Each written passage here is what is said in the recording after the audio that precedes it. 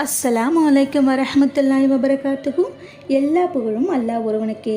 அன்புக்குரிய இஸ்லாமிய சகோதர சகோதரிகளே, என்னுடைய போன பதிவில் ரப்பனா துவாக்களின் சிறப்புகளையும் அதன் முக்கியத்துவத்தையும் பற்றி ஒரு முன்னுரையாக பார்த்திருந்தோம்.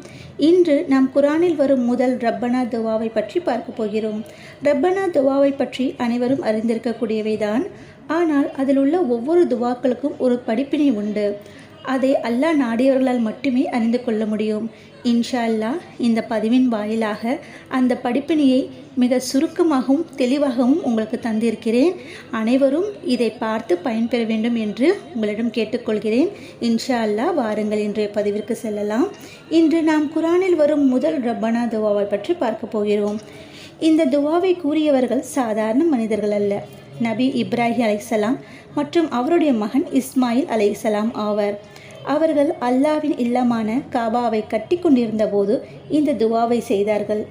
இதிலிருந்து நாம் கற்றுக்கொள்ளக்கூடிய படிப்பினை என்னவென்றால், அமலை விட ஏற்றுக்கொள்ளப்படுதல் மிகவும் முக்கியம்.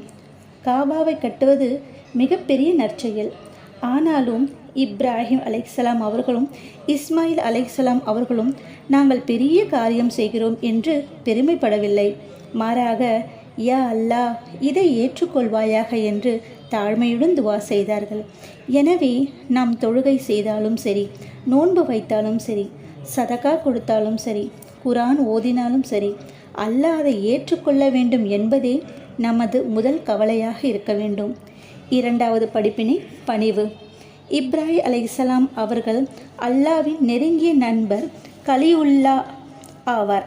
அந்த உயர்ந்த அந்தஸ்தை பெற்றிருந்தும் தன்னுடைய அமல் ஏற்றுக்கொள்ளப்படுமா என்று பயந்தார்கள். இன்று நாமோ சிறிய நற்செயல் செய்தாலே பெருமைப்படுகிறோம். இந்த துவா நமக்கு பணிவையும் தாழ்மையும் கற்றுத்தருகிறது. மூன்றாவது படிப்பினை இக்லாஸ். இந்த துவாவின் இறுதியில் இன்னக்க அந்தஸ் சமியுல் அலீம் என்று வருகிறது. அதாவது, அல்லாஹ் அனைத்தையும் கேட்கிறான், அனைத்தையும் அறிகிறான். மக்கள் தமது செயல்களை பார்க்காமல், ஆனால் நமது உள்ளத்தின் நோக்கத்தை அல்லாஹ் மட்டுமே அறிவான். எனவே எல்லா அமல்களையும் அல்லாஹ்வுக்காக மட்டுமே செய்ய வேண்டும். இந்த துவாவை நடைமுறையில் எப்படி ஓத வேண்டும்? ஒவ்வொரு நற்செயலுக்கு பிறகும் இந்த துவாவை ஓதும் பழக்கத்தை ஏற்படுத்தி கொள்ள வேண்டும். தொழுகைக்கு பிறகு, நோன்புக்கு பிறகு, சதக்கா கொடுத்த பிறகு, குரான் ஓதிய பிறகு, இப்படி இந்த துவாவை ஒவ்வொரு நற்செயலுக்கு பிறகும் நாம் ஓதிக்கொள்ளலாம். அந்த துவாவை இப்பொழுது நாம் பார்க்கலாம். அவுது பில்லாஹி மினஷ் ஷைத்தானிர் ரஜீம். பிஸ்மில்லாஹிர் ரஹ்மானிர் ரஹீம். அல்லாஹும்ம ஸல்லி அலா சையிதினா முஹம்மதின் வலா அலி சையிதினா முஹம்மதின் வபாரிக் வஸல்லிம் அலைஹி. ரப்பனா தஅபல் மின்னா இன்னக அந்தஸ் சமியுல் அலீம். இதன் பொருள், எங்கள் இறைவனே, இந்த நற்செயலை எங்களிடமிருந்து ஏற்றுக்கொள்வாயாக. நிச்சயமாக நீயே அனைத்தையும் செவியேற்பவனும் அனைத்தையும் அறிந்தவனுமாக இருக்கிறாய்.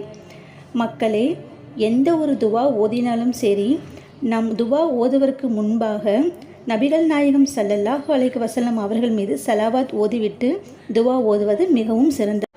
நாம் பல நேரங்களில் நான் இதை செய்தேன், அதை செய்தேன் என்று பெருமை பேசுகிறோம்.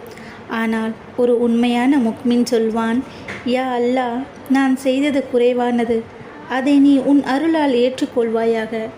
மேலும் அகந்தையை விட்டுவிட்டு பணிவுடன் இருக்க வேண்டும். ஒவ்வொரு நற்செயலின் முடிவிலும் அல்லாவிடம் ஏற்றுக்கொள்ளுமாறு வேண்ட வேண்டும். அல்லாஹ் நம்முடைய தொழுகைகள், நோன்புகள், தானங்கள், குரான் ஓதுதல் மற்றும் எல்லா நற்செயல்களையும் ஏற்றுக்கொள்வானாயாக. ஆமீன் ஆமீன் ஆமீன் யா ரப்பில் ஆலமீன். இந்த துவா நமக்கு கற்றுத்தருவது நல்ல அமலை விட ஏற்றுக்கொள்ளப்படுவதுதான் மிக முக்கியம் என்பதை வலியுறுத்துகிறது. இன்ஷா அல்லாஹ் நாம் அனைவரும் அல்லாவிடம் துவா செய்வோம்.